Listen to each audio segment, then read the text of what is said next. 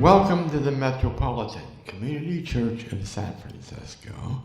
This was a church with a special ministry to the gay and lesbian community, and this was a place where I met Arthur Rosenthal. If you remember from my previous videos, Arthur was my one and only true love. I met him in this building in 1978. The entrance of the building I remember vividly, and the modeling is based on that. The rest of the building is all by artistic liberty. And by the way, I used a wonderful tool called Blender, an open source tool to model this building. I took some liberties. First of all, I moved the building from San Francisco to here in an old little town of Bellingham. It's sitting on our beautiful Cornwall Street between the JCPenney store on the left and the Bellingham television building on the right. Before hugging these wonderful people in front of the MCC church, let's take a little side trip to the Bellingham television building. When I was a child in school, I daydreamed about running my own television station. Bellingham had a TV station, KVOS television. However, they sold out on us, closed the studio, and left us abandoned. So here you see the KVOS TV sign in a trash barrel. I would like to point out that although I met some of these folks at the Metropolitan Community Church, some I have not. They've come from other parts of my life. I have met some of them, however, I have not met others except in my own spirits. You'll learn that later. I do want to point out that right on the sidewalk in the center is a big custom-made carpet that costs $3,000 to $4,000. It has the logo for the Blender software that I use to create all these images. Blender is a free and open source software. It is very powerful. You can go to blender.org. So let's start meeting the fine people here. Okay, let's start with the folks towards the left. The person with the blue hair and the funny jacket is Javelin. He's the first openly gay musician, and he was the first adult I saw wearing a clear plastic jacket. He was my inspiration for my own clear plastic clothing. I saw his picture on an album. I bought the album solely to enjoy the picture. Matthew Skywave, the person in the red shirt and the silver pants. He was in the choir at the Metropolitan Community Church. He was a great musician, and he loved to dance, but not the kind of dancing you see me doing on the streets. He was an expert ballroom dancer. I would imagine if he saw me dance on the street, he would probably run away quickly after blowing me a kiss. The man to the right of Matthew is Jackie Harmona. He is a hero at Stonewall. I'd never met him, but I felt like I had a connection with him when I saw his picture in the old Stonewall pictures. The riots of Stonewall were really started by the marginalized youth, the street youth. Jackie was one of their leaders, and he was a mentor to many of them. However, he fought like a tiger against the police. Legend has it, he kicked a few policemen in the balls, which forced the police to respect him and give him a wide space.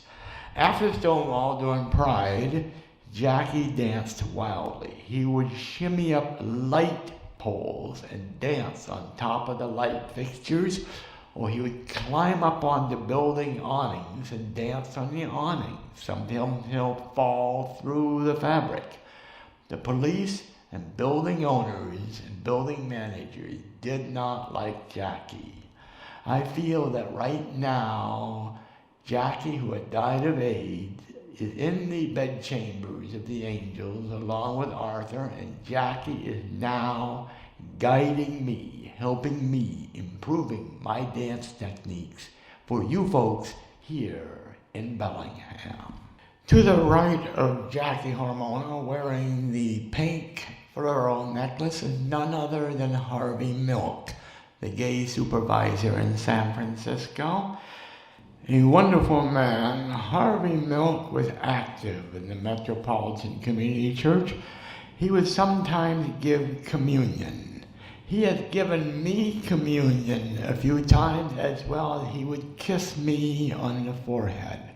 So I include him here because he is truly part of my life. Okay, let's cuddle up close to those who are cuddling on the front of the Blender carpet. And by the way, you can see the logo for the Blender software. And yes, Blender does allow its artists like myself to use the logo within a piece of art. The man lying on his back toward your left is Eric Ryland. Ryland means peaceful valley. A very peaceful man, Eric was rescued from street hustling by Arthur. After that, he learned electronics quickly and became a well-accomplished engineer. Along with being the director of engineering for a TV station, Eric's resume included mentoring two people who have become co-directors of engineering at the Federal Communications Commission's San Francisco Enforcement Division, and an advanced amateur radio license with which he communicated with several friends throughout the world. Eric also helped several members of our group become advanced amateur radio operators so they can join in on that community. The designer of the church's wonderful sound system, Eric also was active in the church choir. By the way, you may notice that the heavy-duty clear plastic slipcover over that beautiful carpet with the Blender logo with the blue border. We installed that clear plastic slipcover because Eric had a serious incontinence problem and he urinates constantly on that carpet. Well, that's a minor thing. This person is a marvel to the MCC, to San Francisco, and all the communities beyond. The man sitting on the edge of the carpet and on the curb is myself as I looked in the 1970s, of course, Mark Allen. The man whose head is cradled in my lap is none other than our namesake for Bellingham, Clyde Bellingham. Not only our namesake, but he is officially the city's spiritual guide. The name Bellingham means cities of family and love. The name Clyde means love. Hence, Clyde Bellingham is the official father of Bellingham, Washington. The man in the blue shirt leaning over me, channeling his love through me to Clyde Bellingham, is Dr. Norman Leo Paul, my childhood psychiatrist. Dr. Paul helped me escape my shell as a child and blossom into a flower and then into the rainbow of Bellingham. You may also notice that Eric is also channeling his love and his support to Clyde Bellingham.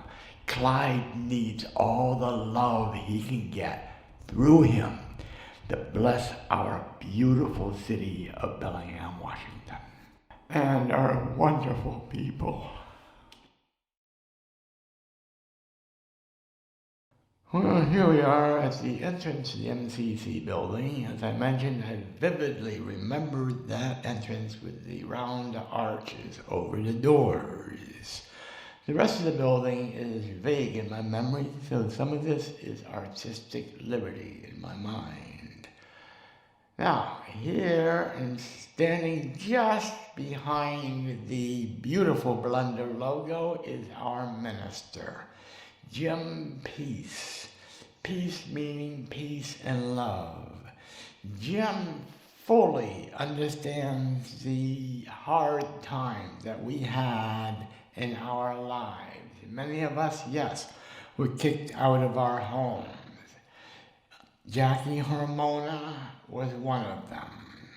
He's very sensitive, very compassionate, and he leaves you all in loving peace. The man toward the left, wearing the dark blue shirt, is symbolic of two men in my life. The first man is Paul Mankiewicz, my childhood mentor in electronics. The second man was John P. Van Alstyne. He was a professor at Worcester Polytechnic Institute. He also had great influence in my professional development. Let's combine the two names. Paul, John, Vankelstein, an enormous influence in my young adult life and my future career. In the center with the colorful clothing is Greg Forrest's song. Think of the wind singing a song among the trees in a forest. Greg, as well as Eric, were street hustlers rescued by Arthur. Eric taught Greg to help him earn his advanced amateur radio license. Along with talking with friends around the world, Greg had a wonderful skill. If he heard an argument between two amateur radio operators on the air, he was able to break in and get them to make peace with each other and stopping their battles. Due to that skill, Greg acquired a large group of shortwave listeners who also learned how to do this, were able to create peace among their own people. The man in the white shirt is Frank Eden. I modeled Eden after Frank Kemeny. Frank Kemeny was a scientist with the federal government during the 1950s when he was fired from his job because of Executive Order 10450, signed by President Eisenhower, which ordered the firing of gay federal employees. Frank refused to hide anything. He gets angry when others hide something. He could not stand it when other people are staying in the closet. Because of what happened to him, Frank became a very quiet and very wise man, and he offered that wisdom to the entire community. After this photo shoot was over, John Paul, Greg, and Frank visited the TV station and was given a tour by Mark Allen as a child, who was the manager of the TV station. When that was over, the three of them cried about what happened with KVOS. And Mark had to calm Frank, because Frank was very, very, very angry. Last but certainly not least, let's visit the folks at the right-hand side of our beautiful group. The man with a large afro haircut and the shiny violet suit is Isaac Starfire. Starfire, fire like a star, shining suddenly, maybe with a little bit of violence, but certainly getting everyone's attention. Isaac sings a lot of solos for the MCC choir. When he sings the solos, Eric might as well turn off the PA systems. Isaac's voice is very powerful. Isaac is also a very wild dancer, as wild as Jackie, but in some different ways. Spontaneously, Isaac would jump on top of a traffic signal control box and dance there until the police tell him to get down. Isaac would also climb on top of a phone booth and do the same thing. He would also climb onto awnings in front of buildings and dance on top of them until a manager or police officer would chase him. During a San Francisco symphony concert of Beethoven's Ninth Symphony, Isaac got up from his seat, walked up onto the stage, and started to dance in perfect syncopation to the music of Beethoven's Ninth Symphony. It took quite a while for someone to realize he was not supposed to be there, and the ushers finally let him off the stage. However, several members of the audience applauded loudly. Oh yes, there were some weird moments. Isaac would call up Jackie Harmona, and the two of them, late at night, long after the choir rehearsal's over, would proceed to the beautiful Blender carpet with its clear plastic cover in front of the MCC church. They would undress and have sex right on that clear plastic cover, and then dress and head on home. Well, you know, just for the fun of it. Much more sedate than Isaac or Jackie, Roland Riverdance, like Matthew Skywave, was an accomplished ballroom dancer. He was also in the choir at the MCC church, and he helped around the church a lot, like setting up chairs for the services and maybe even sometimes operating the sound system if Eric was not around. Now, like Eric and Greg, Roland also earned an advanced level amateur radio license. However, he did not have a huge flock of friends all around the planet in Asia, Egypt, Europe, and Oceania. His passion with amateur radio is helping with public service. You will see Roland out on the streets helping with communications for a parade or a marathon or a bicycle race or things like that. And he was also active in the Amateur Radio Emergency Services, which is a group of amateur radio operators who would come into service if there was a major disaster. Roland, like Matthew, the other ballroom dancer in the group, and Eric and Greg, were very concerned about the ongoing trial of Dan White, who murdered Harvey Milk and George Moscone. The four of them were very scared about what would happen if the verdict were to be innocent or guilty of a small crime. They had no desire at all to be part of or even near any protest. They knew the anger was very severe in the community, and the four of them had a lot to lose if they were caught in the middle of things. Roland was so scared that he, working with Matthew, canceled all upcoming ballroom dance competitions until at least 2 weeks after whatever verdict came out and whatever happened. Standing on the right of Roland, of course, is none other than my one and only true love, Arthur Rosenhall. Arthur, by the way, was also scared of what was going to happen following the verdict. In fact, Arthur was much more meek, sedate, and scared about things than the next person, who is Jason Thunderhead. Jason's afro haircut, along with his pink shirt and his black pants, did not conceal those thunderstorms that unleashed anger and mayhem and fear among the communities.